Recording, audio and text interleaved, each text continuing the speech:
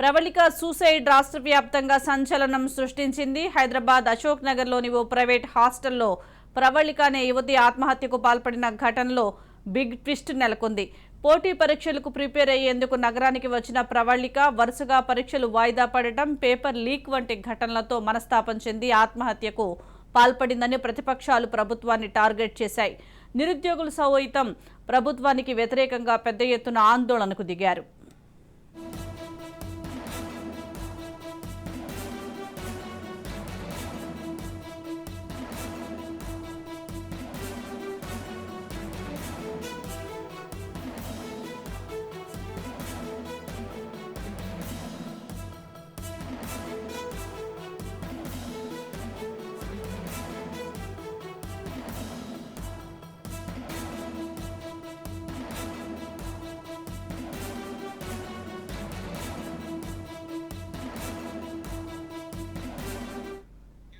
ఎన్నికల వేళ Pravalika suicide case political angle తీసుకోవడంతో పోలీసులు అలర్ట్ అయ్యారు. ప్రేమ వ్యవహారం వల్లే ప్రవళిక ఆత్మహత్యకు పాల్పడిందని పోలీసులు వెల్లడించారు.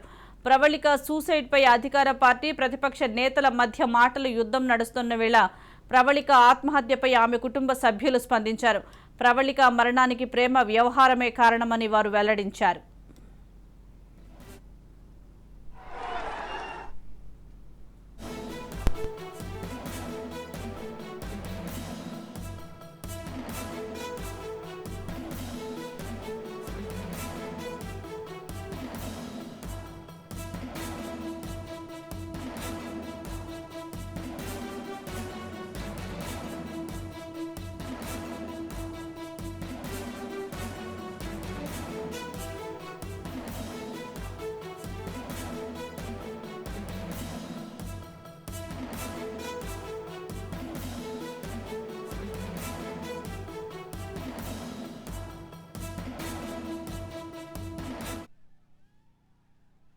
నాకు ఒక 5 minutes టైం అంత దూరం ఉంటుంది హాస్టల్ అక్కది నాది. ఒక వీక్లీ 3-4 days అయినా కలిసి మాట్లాడుకునేవాళ్ళం. ఏంటి అనేది డైలీ కలిసేవాడిని అక్క దగ్గరికి వెళ్ళి. అక్క చనిపోవడానికి రీజన్ ఏంటంటే శివరామ్ అనే వ్యక్తి వాళ్ళ అక్కకు ఒక వేరే అమ్మాయిల ద్వారా పరిచయం అయ్యాడు.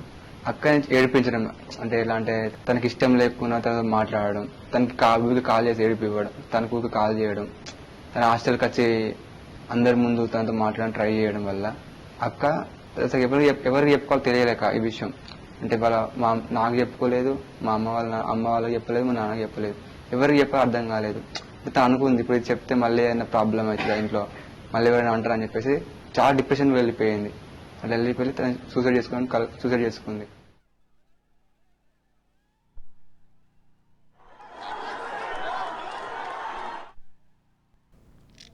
శివరామ్ అనే యువకుడి వేధింపుల వల్లే మా సోదరి ఆత్మహత్యకు పాల్పడిందని ప్రవళిక సోదరుడు కుమార్ తెలిపారు. తమ చెల్లి మృతికి కారణమైన వారిని కఠినంగా శిక్షించాలని డిమాండ్ చేశారు. ప్రవళిక మరణంపై తమ కుటుంబాన్ని రాజకీయాల్లోకి లాగొద్దని మృతురాలి తల్లి వేడుకుంది.